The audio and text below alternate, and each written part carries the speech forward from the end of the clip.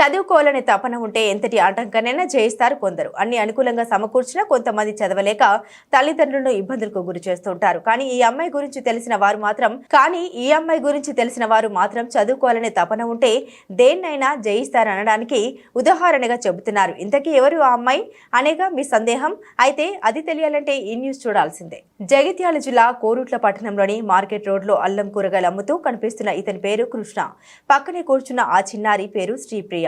వీళ్ళది మల్యాల మండలం నూకపల్లి గ్రామం. ఉపాధి కోసం కోరుట్లలోని పురాణిపేటలో ఉంటూ మార్కెట్ రోడ్లో అల్లం కూరగాయలు అమ్ముతాడు కృష్ణ. అతనికి శ్రీప్రియ అనే 5వ తరగతి చదువుతున్న చిన్నారి ఉంది. ఆ చిన్నారికి చదువు అంటే ఎంతో ఇష్టం. ఎంత అంటే మెలకువగా ఉన్నంత వరకు చదువుపైన ధ్యాస. అందుకే ఉదయం స్కూల్కు వెళ్లి సాయంత్రం వచ్చిన తర్వాత హోంవర్క్ చేసుకోవడానికి సమయం దొరకకపోవడం, ఉంటున్న ఇంట్లో కరెంట్ లేకపోవడం ఆమెకు ఇబ్బంది కలిగించింది.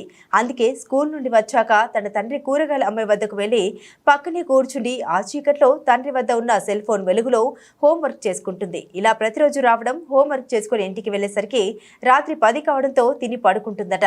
మళ్ళీ ఉదయమే స్కూల్కి వెళ్తుందట. ఇలా తనకు చదువుపై ఉన్న ప్రేమ, ఇష్టంతో ఓవైపు తండ్రి పక్కనే కూర్చుంటూ ఉపాధ్యాయులు చెప్పే పాఠాలు నెమరు వేసుకుంటూ జీవితం అనే పాఠం నేరుగా తెలుసుకుంటుంది.